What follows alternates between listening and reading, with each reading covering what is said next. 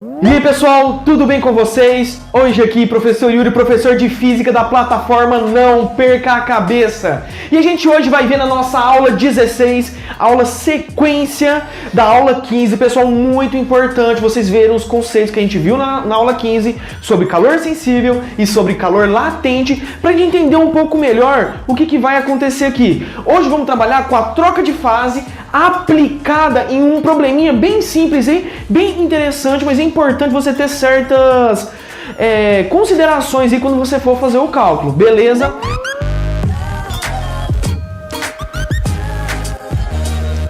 A gente vai fazer o que hoje, pessoal? O nosso exercício, ele é o que? A gente vai pegar gelo, 100 gramas de gelo que está numa temperatura de menos 15 graus Celsius e vamos transformar ele, vamos colocar ele para um vapor a 150 graus Celsius. Quais são os passos que a gente tem que seguir nessa situação para fazer isso acontecer? Beleza? Então vamos analisar aí, pessoal. Primeira coisa, a gente tem que ver o quê?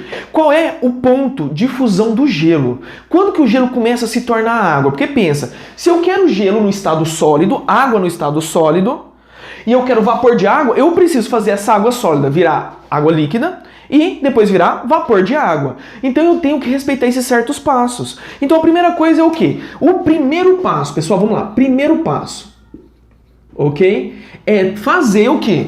Pegar esse menos 15 graus Celsius e jogar para o ponto de fusão do gelo, que é 0 graus Celsius. Que tipo de calor que é esse? Calor sensível. Vamos chamar aqui de sense. Certo? Calor sensível. E qual que é a fórmula do calor sensível?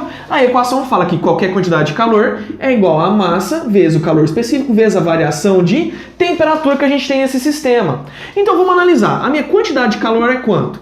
É a nossa massa, que é 100 gramas, o calor específico da água, que é 1, vezes a nossa variação de temperatura. Quanto que é a nossa variação de temperatura? Eu quero chegar numa temperatura final de 0 graus Celsius menos uma temperatura inicial de menos 15 graus Celsius, ok? Lembrando aqui, a gente vai ter que fazer um joguinho de sinal aqui. Muito cuidado com essas coisas básicas da matemática, pessoal. É muito importante sempre prestar muita atenção nesses conceitos para não ter esse tipo de erro, ok? Então, resolvendo aqui, a nossa quantidade de calor é o quê? É 100 vezes 1 é 100, menos com menos é mais. 0 mais 15, 15. Isso aqui vai dar uma quantidade de calor para nós de 1.500 calorias, ok, pessoal? Bem simples, né? Então, o que a gente vai ter aqui agora? Certo? O que a gente tem? A gente tem gelo a 0 graus Celsius, certo? Então, esse aqui foi o primeiro passo. A gente tem o que agora? Gelo a 0 graus Celsius. Eu preciso fazer esse gelo trocar de fase. Gelo trocar de fase é o quê? É calor latente, certo, pessoal? Calor latente. E a fórmula do calor latente é o quê? É a quantidade de calor para troca de fase é igual à massa daquela situação vezes a constante a constante de latência, a constante de troca de fase. Simples assim, né? Então vamos aplicar aqui. O nosso calor é igual ao quê? A massa. Quanto que é essa massa? A gente não tinha gelo a 100 graus Celsius, a 100 gramas? Então o que a gente tem uma massa de 100 gramas vezes a constante de latência do gelo, certo? Que aqui é 80... Opa! 80... Muito importante aí, 80 o quê? 80 calorias por grama que a gente vai fazer essa troca de fase. Então, fazendo esta multiplicação aqui, eu tenho 100 vezes 80, eu tenho 8.000 calorias. Então, eu tenho, vamos dizer, esse calor 1, esse segundo calor, que é o calor do segundo passo, certo, pessoal? Temos essa relaçãozinha aqui. Agora, o que a gente tem? Certo? Fechamos o segundo passo aqui. E isso nos dá o que, pessoal, agora? Qual que é a relação que a gente tem? A gente tem água. A gente tem água, certo? Um estado líquido a 0 graus Celsius.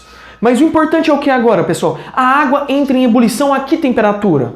100 graus Celsius. Muito simples, né? Então, a gente tem que esquentar essa água de 0 graus Celsius para 100 graus Celsius, ok? Sossegado, né? E variação de temperatura é calor sensível, pessoal. Muito importante aí. É calor sensível.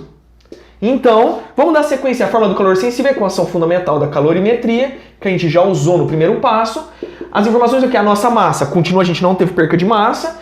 Então, é 100 vezes 1, que é o calor sensível, vezes o quê? Temperatura final que eu quero, 100. Temperatura inicial, 0. Então, nosso calor vai ser o quê? Simplesmente, pessoal, o terceiro passo nosso vai ser que relaçãozinha aí? Vai ser 100 vezes 1, 100, vezes 100.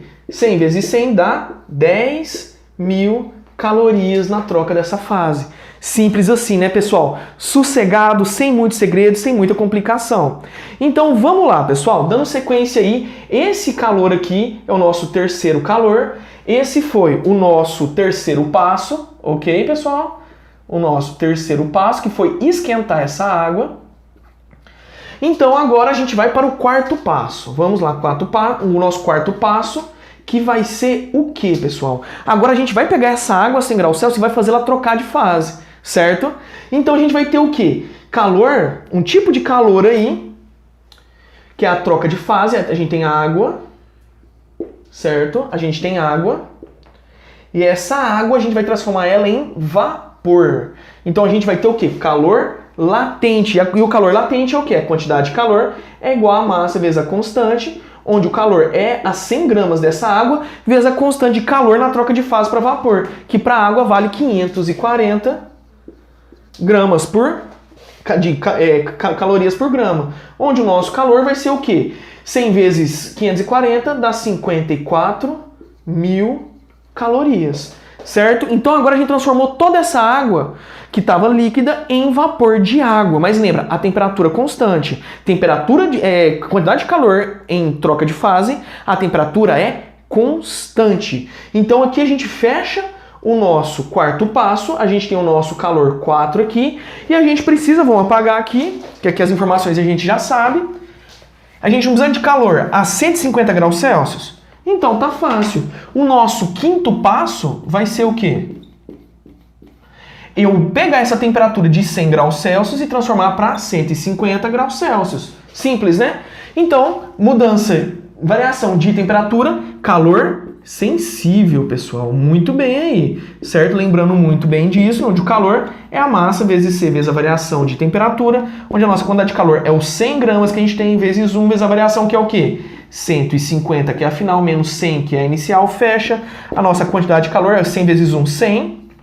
Vezes 150 menos 100, 50. 100 vezes 50 dá 5.000 calorias. E isso é o nosso calor 5. Então, qual que foi o calor total trocado para eu conseguir fazer essa troca de fase? O calor total é o calor 1 mais o calor 2 mais o calor 3 mais o calor 4 mais o calor 5. A soma de todos esses calores aí. Certo, pessoal? Tirou o print, pegou a tela aí, então vamos dar sequência aqui. Vamos apagar essa partezinha aqui e vamos ver o outro, vamos finalizar essa continha nossa aqui, ok? Então, a soma dá o quê? Então, minha temperatura total vai ser igual o meu calor 1, que é 1.500, mais o meu calor 2, que é 8.000, mais o meu calor 3. Cadê o calor 3? Tá aqui, que é 10.000. Mais o nosso calor 4, que é 54.000, mais o nosso calor 5, que é 5.000. Então vamos fazer uma sominha rapidinha aqui. Então esse com esse dá 59, certo? Então deu mais 10 aqui, 1.500, mais 18.000, mais 59.000. Certo? Vamos somar aqui mais um pouco. Esse com esse dá 60.500 mais 18.000. Então, o nosso calor dá 78.500 calorias trocadas para eu transformar gelo a menos 15 graus Celsius para vapor de água a 150 graus Celsius. Ou eu posso passar uma vírgula aqui, dividir isso tudo por 1000 e falar que é 78,5 quilocalorias. Certo, pessoal? Bem sossegado, bem de boa esse exercício. Importante prestar atenção em cada um dos passos, em cada uma dessas situações, para a gente não ter a chance de errar em alguma dessas continhas, em alguma dessas relaçõezinhas.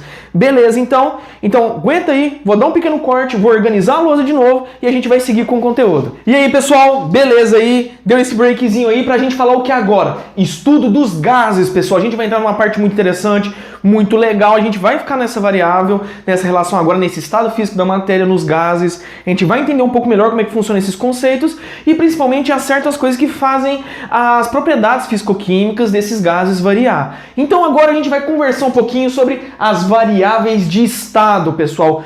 Uma relação muito importante que a gente tem aí dentro do estudo, do grande estudo que a gente tem na área dos gases aí, o que precede a termodinâmica e todas aquelas outras relações. Então, beleza, pessoal? Vamos aí e segura nessa cadeira. Então, quem são as variáveis de estado? Pessoal, simplesmente, simplificado numa relação mais simples, mais sucinta.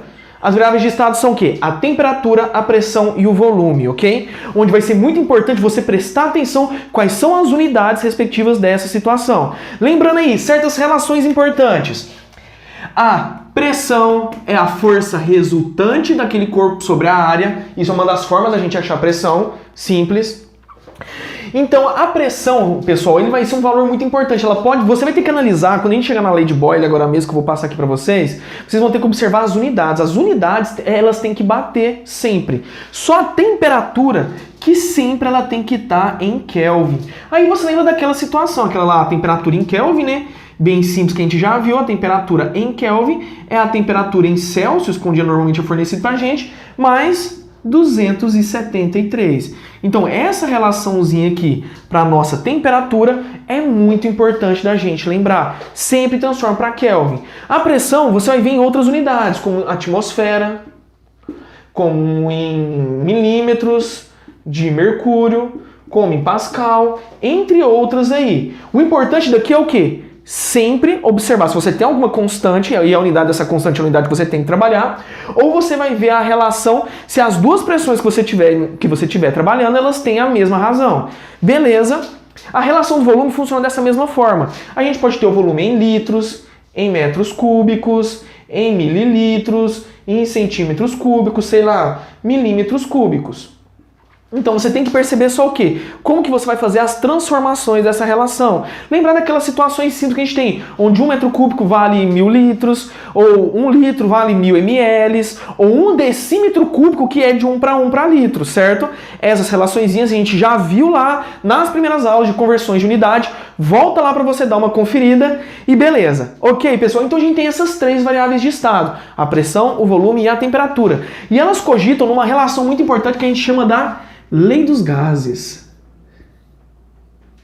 A lei dos gases, que também é conhecido como a lei de Boyle, certo?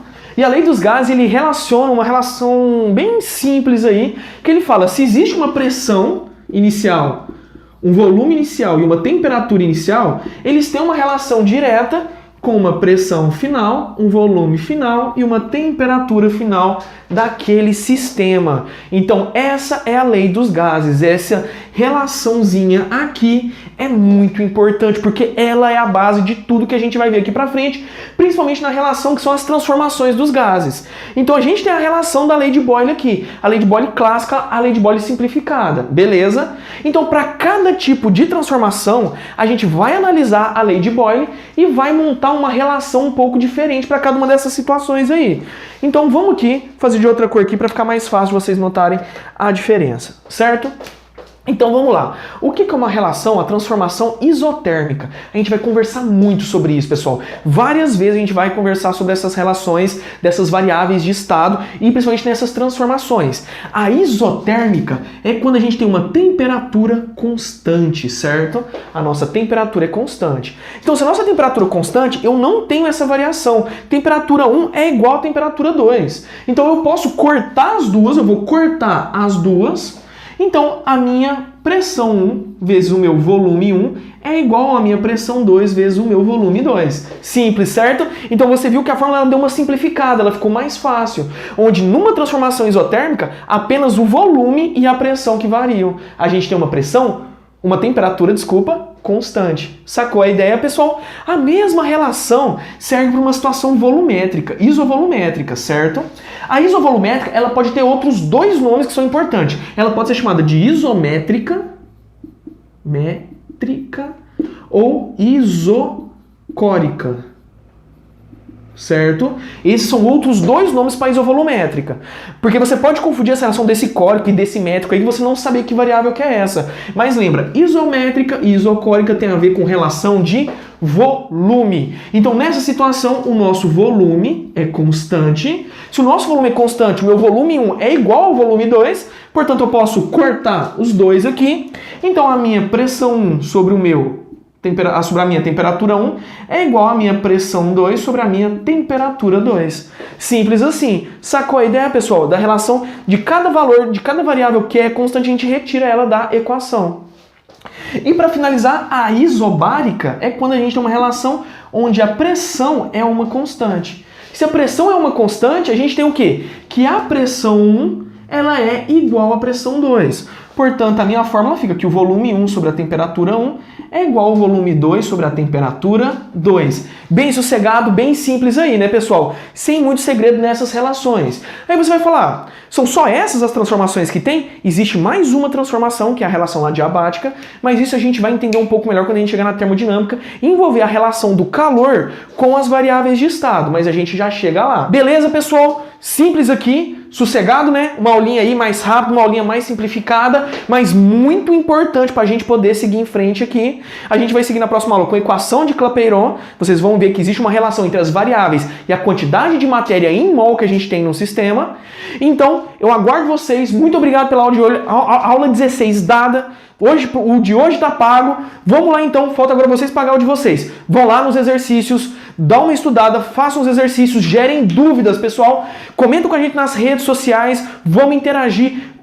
2019 é o ano da sua aprovação. Então, pessoal, não perca a cabeça, tamo junto e até a próxima aula.